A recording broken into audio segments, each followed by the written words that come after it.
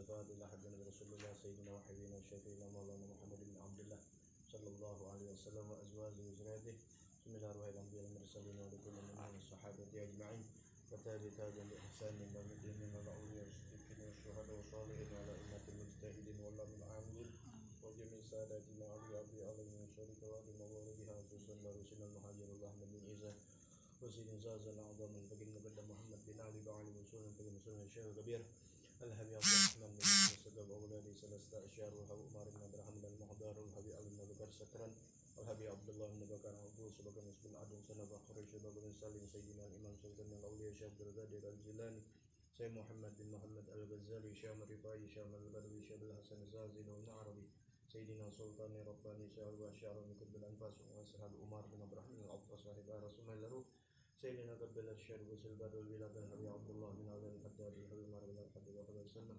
سيد الكتب أبي حسين بن عبد القادر وابي علي بن أحمد الحبشي وابي عثمان بن عبد الله بن يحيى وابي عبد الله بن سنة عباس وابي بن سدى وابي بن عون سدى بأحمد بن أحمد بن عبد الحكيم والحمد لله حداد وابي علي بن عبد الحمد الحبشي وابي علي بن عباس وابي سالم بن جدا وابي صالح بن سلام الحامد وابي أحمد بن سليم الحداد وسلم من علم الكتب الهبي عبد الرحمن بن أحمد بن عبد القادر سدى وسلم الهبي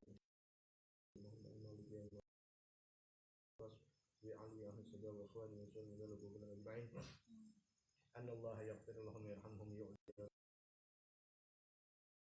وأنوارهم وعلومهم ونفحاتهم ورزقهم وكراماتهم دارهم في الدين والدنيا والآخرة من أرواح والدينا وأمهاتنا وجدادنا وجداتنا وشيخنا ومعلمينا وأصحابنا وأحبابنا وتلاميذاتنا وتلميذاتنا في الدين وجميع المؤمنين والمؤمنات والمسلمين والمسلمات خصوصا إلى أرواح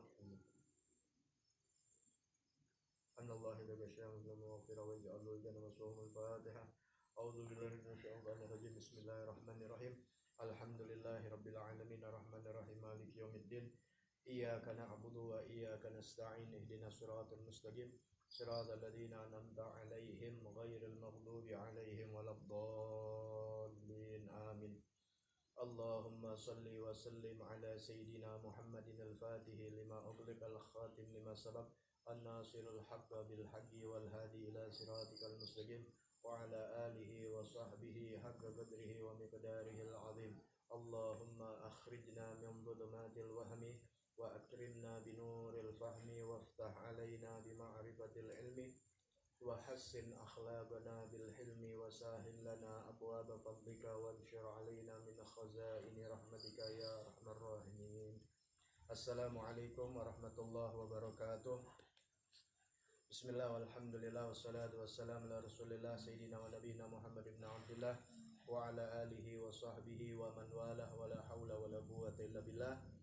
Alhamdulillah masyaallah la quwwata illa billah. Pada malam ini di malam Kamis episode yang ke-9 akan menjelaskan masalah makruh di dalam puasa, baik puasa wajib Ramadan ataupun puasa sunnah. Mari kita niatkan diri kita dalam belajar ilmu sesuai apa yang diniatkan oleh Imam Al-Qutub Al-Habib Abdullah bin Abdul Haddad. Ikutin ya. Bismillahirrahmanirrahim.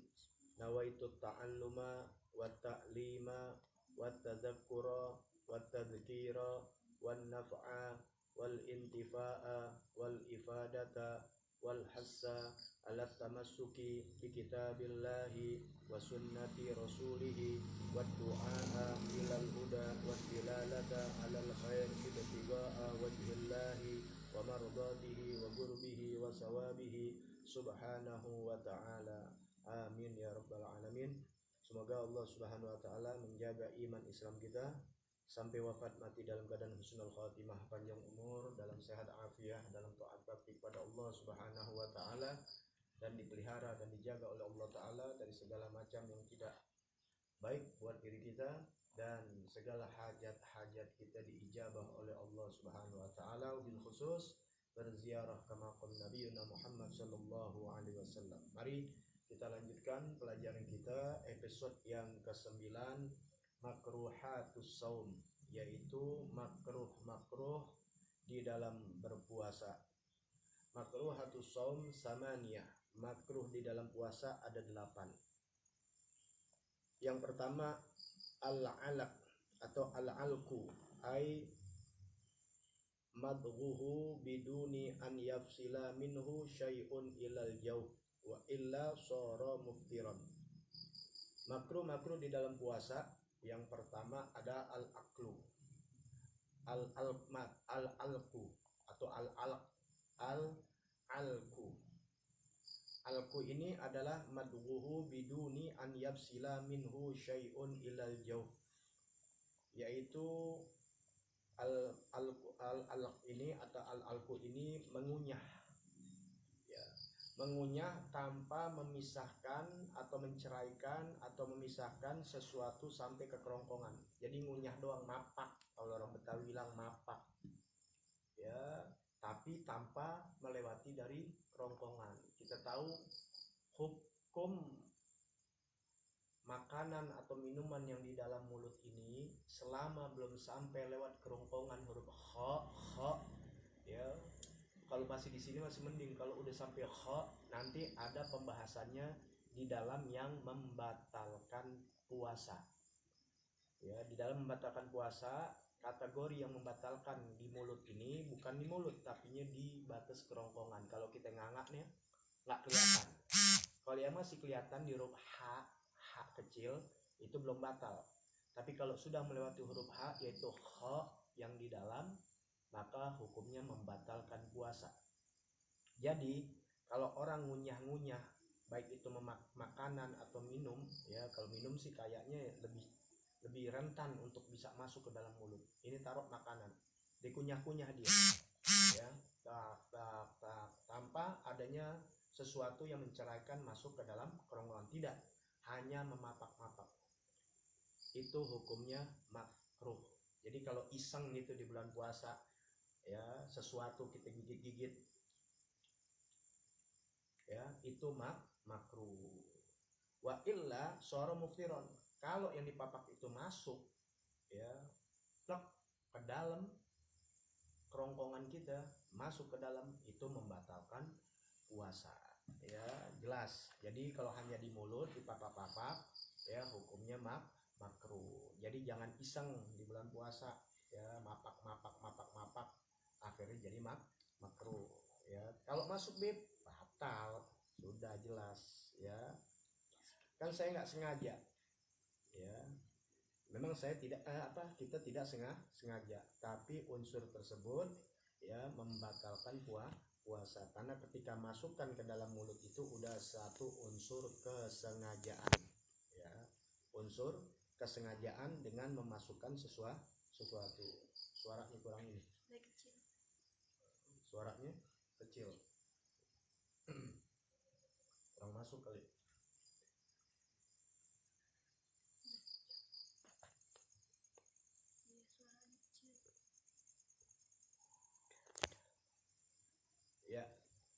Jadi alqu ini yaitu madghuhu biduni an yafsila minhu syai'un ilal jawf, yaitu alqu ini memapah sesuatu, ya, tanpa masuk ke kerongkongan, itu hukumnya makruh.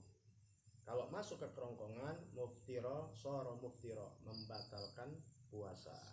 Yang kedua dari makruh puasa, zauqut ta'am biduni hajah ma'a adami usuli syai'in ilal jawf wa amma bihajatin fala yukrah.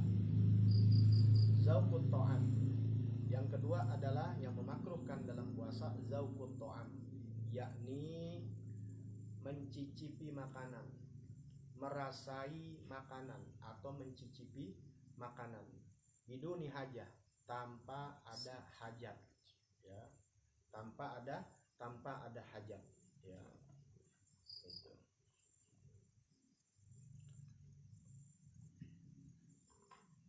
Yang kecil.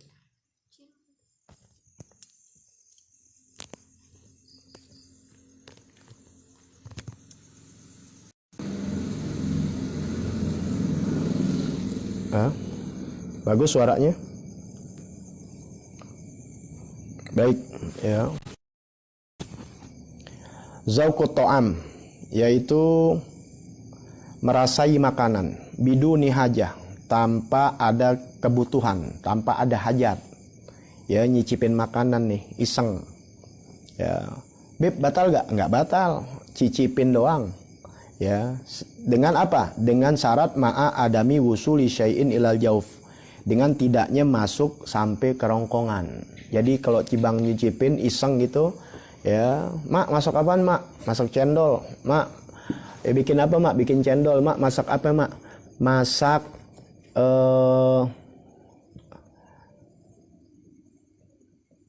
masak apa ya? Ya, yang enak, masak capcay atau masak kolak dan sebagainya. Ya, iseng nih anaknya nyicipin. Nah, itu hukumnya makruh. Kalau udah nyicipin rasanya ditelen, batal. Ya, ingat sesuatu yang masuk ke dalam kerongkongan atau rongga mulut yang di kerongkongan ini nanti ada yang membatalkan puasa, ya akan dijelaskan secara terperinci, itu batal hukumnya. Tapi kalau sekedar nyicipin, ya itu tidak batal, tapi hukumnya makruh. Biduni hajah, ingat, karena tidak ada hajat, tidak ada keperluan. Wa amma li hajah fala yukrah. Adapun kalau ada hajat tidak makruh. Ya, seperti seorang ibu, seorang istri yang membuat masakan untuk berbuka puasa. Berarti kan dia hajat untuk tahu kadarnya, asamnya, asinnya, manisnya, maka dibolehkan. Ingat tuh, dibolehkan, tapi jangan ditelen. Ya, ntar nyicipin, wah udah enak nih, ditelen. Nah, nggak boleh itu. Ya, jadi abis nyicipin, kan Allah kasih ini rasa, subhanallah. Di depan ini rasa manis. Ya. Yang pinggir ini rasa asam dan asin. Yang belakang pangkal itu rasa pahit. Makanya kalau orang minum obat terakhirnya pasti pahit. Makanya dibuat kamuflase, dibuat tipuan oleh dokter, ya, obat itu nggak ada yang manis. Obat semuanya pahit. Ya. Ad-dawa murun, makanya obat itu pahit. Makanya nasihat itu kan jadi obat, makanya pahit. Nggak ada yang namanya itu manis. Kalau manis berarti kita udah amalkan, ya, menjadi kesenangan. Tapi kalau kita kesalahan dinasihatin nggak mau rasanya pahit, akan mengalami kepahitan min dzalik. Pahit. Kesalahan kita memang pahit. Makanya jangan baper. Orang baper ahli neraka. Ya, nggak mau dia kesinggung, bawa perasaan marah, tidak. Orang mukmin itu luas hatinya. Ya, sahabat-sahabat Nabi radhiyallahu anhum ajmain, ya, selalu mendapat ujangan dari Nabi, nggak pernah ada yang murung, nggak ada yang pernah marah walaupun ataupun pahit, tidak. Ya, mereka menjadikan kesenangan, memang pahit, ya, tapi mereka merasakan menjadi obat buat mereka. Ya, murun fi madzatihi, pahit untuk dirasakannya, tapi akan jadi manis buat akhirnya, yaitu dapat surganya Allah Subhanahu wa taala. Nah, jadi obat itu pahit, makanya dirangsang dengan rasa manis. Dengan rasa manis, makanya Anda rangsang dengan ada bercanda, ya, nggak terlalu tegang dan sebagainya. Kalau di majlis, ya, kalau live streaming memang Anda kurang banyak bercanda dan sebagainya karena lebih fokus. Ya, beda kita menghadapi umat sama menghadapi kamera. Ya, Anda lebih enak ngadepin umat daripada kamera. Kenapa? Karena Anda memang bukan ustadz streaming. Bukan ustadz streaming, bukan ustadz TV, bukan ustadz kamera. Anda ustadz yang bertatapan langsung kepada jamaah memberikan ilmu. Karena Anda bukan pengajar tapi pendidik. Lebih mendidik daripada ngajar. Kalau ngajar gampang, kasih hadis 2, 3 juga cuap-cuap. Wah, teriak-teriak, apalagi khutbah-khutbah, ceramah-ceramah, ya, begitu mudah. Tapi mengajar itu yang sulit, apalagi mengajar atau mendidik seorang dari perilaku yang tidak baik menjadi orang yang baik. Apalagi kalau mendidiknya itu langsung kepada hati. Makanya pahit, ya, dirangsang oleh sang dokter supaya nggak kelihatan pahit, pakai ada manis-manisnya. Makanya buat anak kecil tuh yang pahit itu dimanisin. Di ketika minum ada rasa manis karena baru di depan lidahnya. Ketika udah masuk ke dalam lidah, udah lewat yang pertama, yang rasa manis hilang, yang ada rasa pahit. Ya, jadi subhanallah, Allah ciptakan lidah itu di depan rasa pahit, di pinggiran-pinggirannya rasa asin dan asam, dan yang terakhir di belakang lidah, ya, artinya ujung lidah yang paling belakang yang mau dekat kerongkongan itu berasa rasa pahit. Ya. Jadi ketika kita merasakan ini rasanya nikmat, sudah buang, lepein tuh ya, supaya tawar lagi mulut kita. Jangan rasanya enak kita telan, nggak boleh ya. Jadi hukumnya makruh asalnya. Tapi kalau dia ada hajah seperti ibu atau memang tukang masak ya, kalian-kalian yang pada jualan-jualan untuk hajat jualan, masa iya kita dagang kemudian kita nggak ngerasain ya, asal tahu aja rasanya. Nah nanti kalau kita jualan kesian, pas buat takjil kita buka dagangan buat jualan kagak ada yang beli. Kenapa? Nggak ada rasanya. Pas orang buka pada ngerasain, ih makanannya nggak enak. Nah sebab lantaran kita nggak tahu ilmunya. Jadi karena ada hajat dibolehkan, tapi ingat jangan sampai ditelen. Kalau nggak ditelen hukumnya makruh, tapi kalau ada hajat tidak makruh. Sudah paham? Ya. Yang ketiga al-ihtijam. Yang ketiga makruh dalam puasa adalah ihtijam, yaitu bekam ya, nguarin darah tuh. Bahasa kita namanya bekam. Bekam di bulan puasa ini hukumnya makruh. Huwa ikhrajud dam, yaitu mengeluarkan darah. Fayukrahu khurujan minal khilab.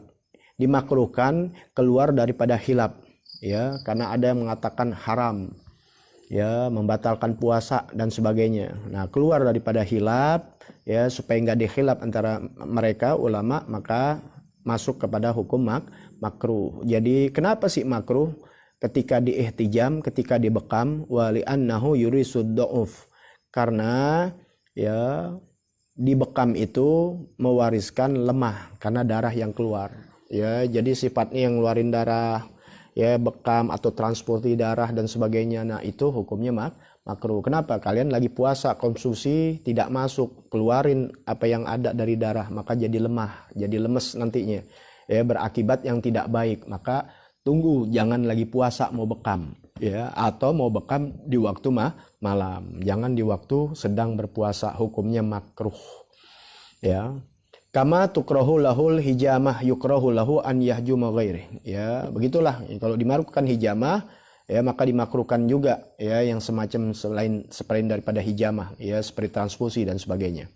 Ya, makanya perempuan yang lagi haid, ya Allah kasih keringanan, dia tidak berpuasa. Kalau segi medisnya begitu, ya jadi lemah, apalagi sampai 7 hari. Ya subhanallah, Allah baik kepada hambanya. Majul ma ba'dal ifrar. Yang keempat yang memakruhkan dari puasa, yaitu majul ma ba'dal iftar, yaitu melepehkan air ya setelah buka puasa.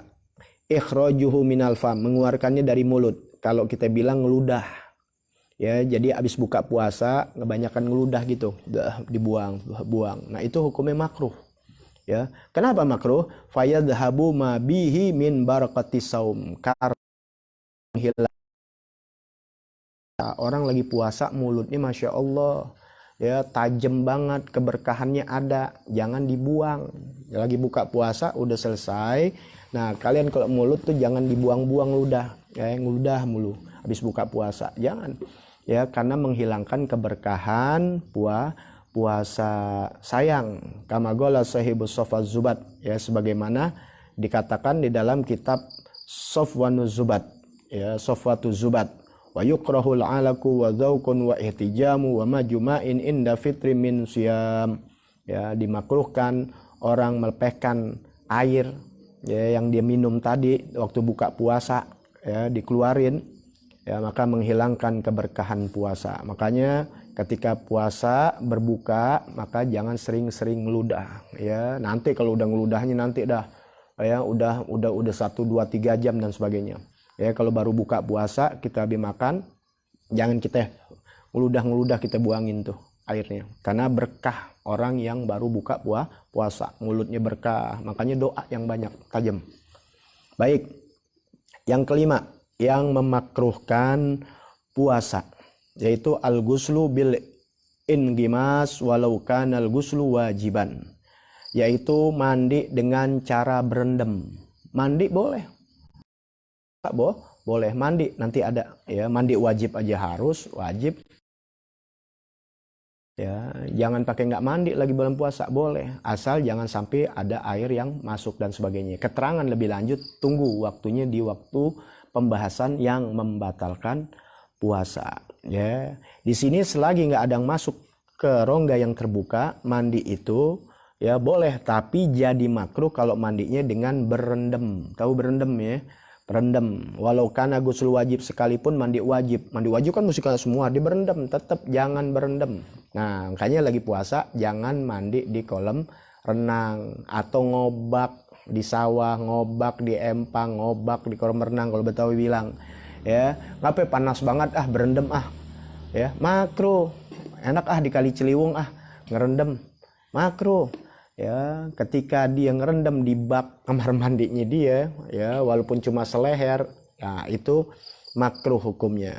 Kenapa? Menghilangkan daripada nikmatnya puasa. Nikmat puasa itu kan memang harus panas, capek, kering mulut kita. Ada jaza, ada ganjaran dari Allah Subhanahu wa Ta'ala. Tapi perlu diingat nanti di dalam hal-hal yang membatalkan puasa, jangan sampai ketika berendam kentut.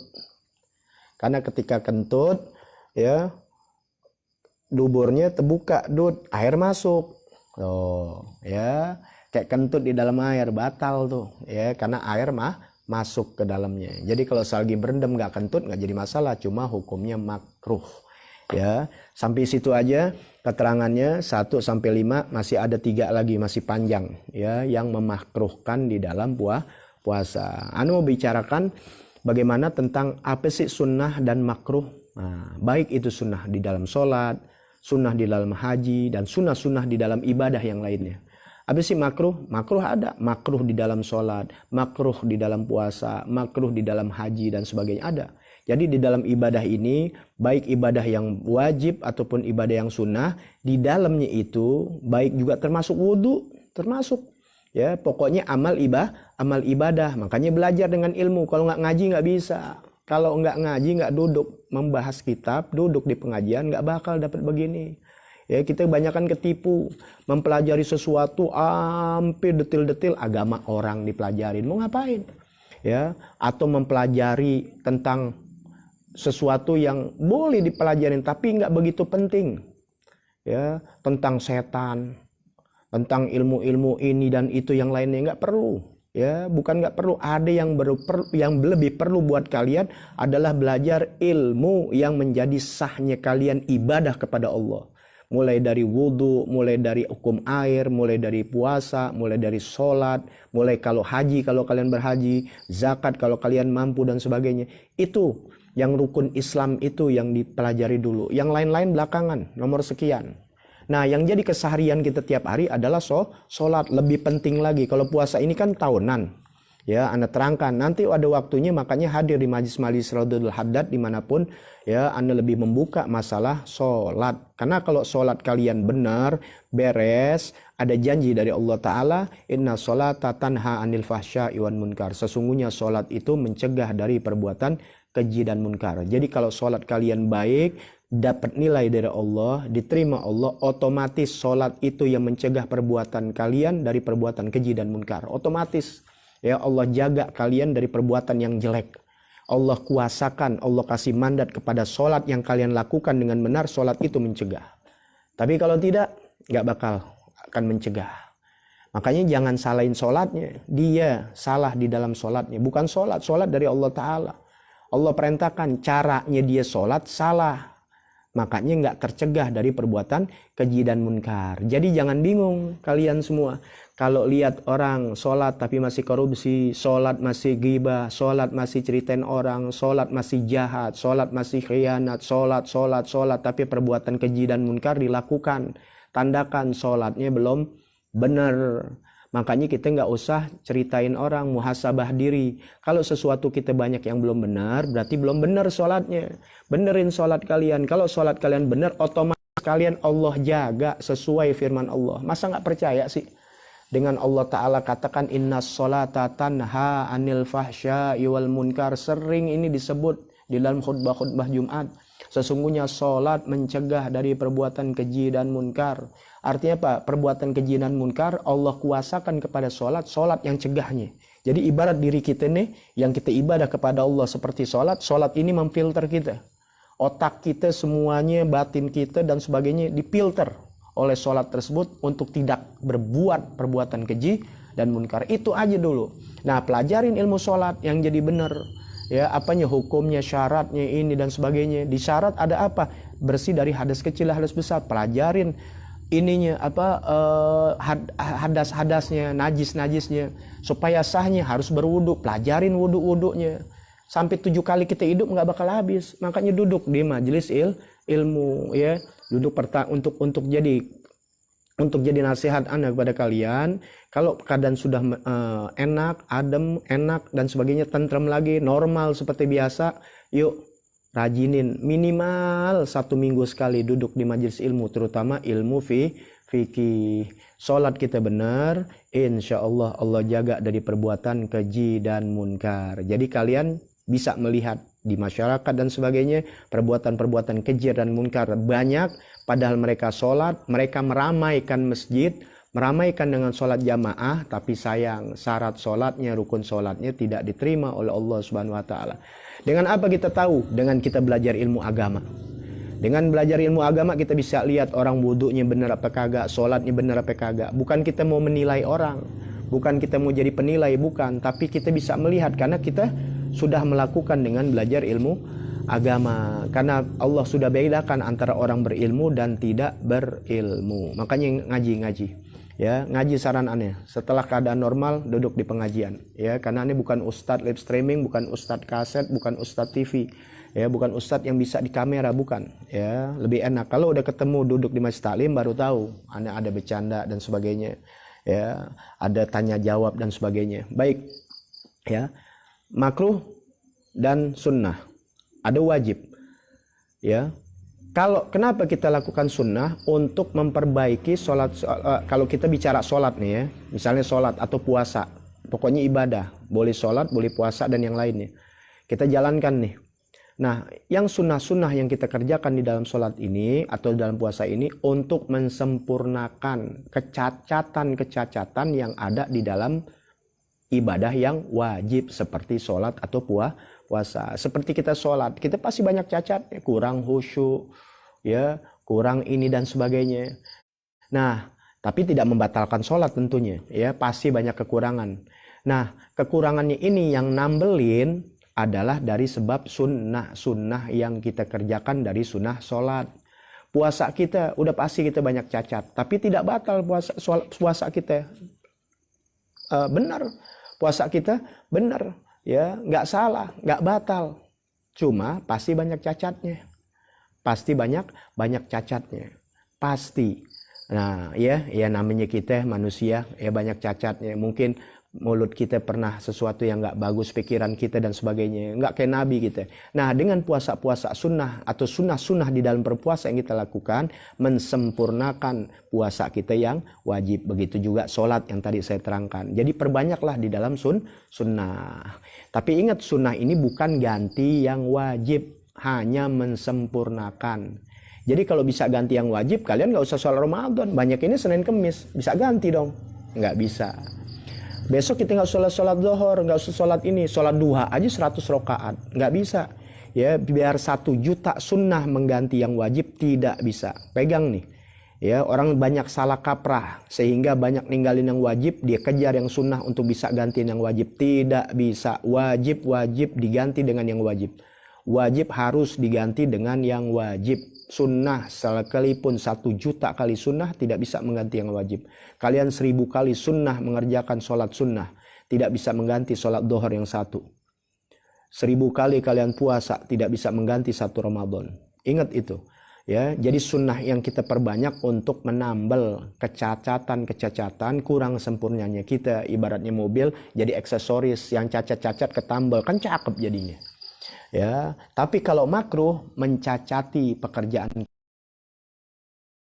sempurna, sholat kita kurang sempurna. Sholat kita sempurna aja jadi cacat lantaran makruh kita kerjakan di dalam sholat. Puasa kita yang cakep normal jadi cacat gara-gara yang makruh kita kerjakan. Apalagi memang banyak kecacatannya. Jadi biar dimengerti ya makruh dan sunnah ini, ya pahamin sudah, mudah-mudahan ya dapat dimengerti. Insya Allah bagian yang ke-6 tentang siwak, apakah boleh kita bersiwak atau tidak ketika puasa?